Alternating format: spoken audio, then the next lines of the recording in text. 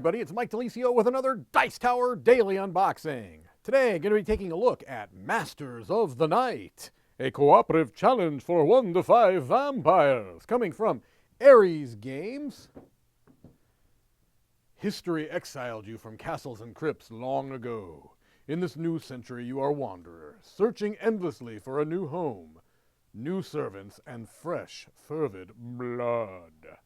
Masters of the Night is a cooperative game for 1 to 5 people, playing together as members of a vampire clan, just arrived in an unfamiliar new city, slowly regaining its former power. Ah, well, an intriguing horror theme for a cooperative game. Pretty striking cover there. Let's take a look inside. All right, so looks like we've got our kind of components here and our rule book.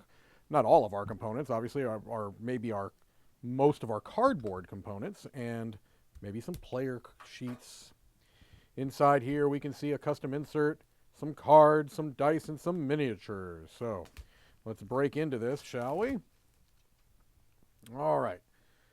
First thing I'm going to do is take a quick look at the rule book, see if this gives us a bit of an idea of what the game is about. We know it's cooperative, right? We've got our components here, and more illustrated components, our cards and markers and dice and tokens. Here we've got our setup. It looks like the board is made up of different locations of cards. That's at least the way it looks here. You've got different setup based upon the number of players. Looks like you can play as a solo game too, where you're going to be controlling multiple vampires. It's a pure co-op, obviously, in that case. The game is played over a series of rounds, each consisting of a day phase followed by a night phase. During the day, events are received and agents appear. During the night, vampires take their turns. Okay, so it shows you the different things that you do during the day phase, and then I'm assuming as well during the night phase. And it looks like as you are vampires, you're going to be taking most of your actions during the night phase, okay? And it looks like you get different action points based on the amount of kills you have. At least that's the way it looks. That's an interesting idea, if that is indeed the case. You've got victory and defeat here, depending on, to win the game, players must perform a blood moon ritual, and there's different stages for that. And the game ends immediately in 3 cases, so you can lose 3 ways, apparently. Or, no, that's not all losing. You can win here, lose here, and lose here. So 1 way to win, 2 ways to lose, apparently. All right. And then it's got rules specific to combat.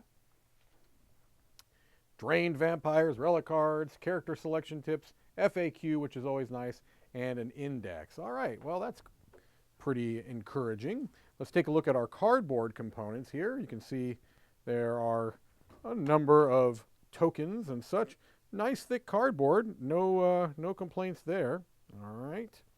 We've got some character cards, it would appear. I'm not going to try to pronounce the name. But quite striking, like I said, art. And it looks like they all have different abilities, is what you oftentimes will see in cooperative games. A number of stats here along the left side. Okay. These are maybe trackers of some type. I'm not sure. Vampires hunted down and destroyed. Oh, this is based on player count. So 2, 3, 4, or 5. Okay, clever. When we get these cardboard tiles open, easier said than done here. There we go. So these are the locations. They're not cards, they're tiles. I misspoke there. This is the asylum. This is nice thick cardboard. The cathedral. City Hall, City Park, the museum, the nightclub, the police department, the radio station, and the railway station.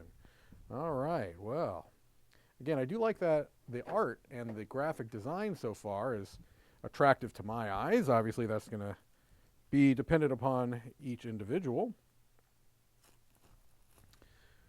All right, I've got a large deck of cards here. Cards seem to be of decent quality.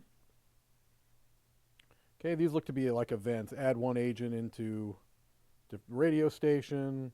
I'm not sure exactly how that plays out, but easy enough to read for whatever it is. Okay, a whole lot of these types of cards. And then it looks like we got some items maybe. The Ancient Blade, the Ankh, the Blood Totem. All right. All right. And we've got a bunch of dice. These just look to be standard red D6s. I don't really feel like those need to be looked at in more detail. Here are the minis. They are, of course, taped to make my life more challenging. Let me take care of that really quickly. Okay. Here we go. There are 6 different models. It looks like they've got a bit of a wash on them. At least it kind of looks that way. Obviously, you could still paint these. I'm sure they would look very nice painted.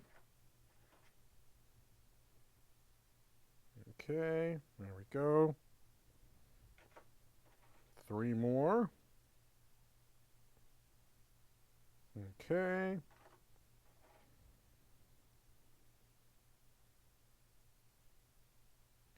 And our last mini here.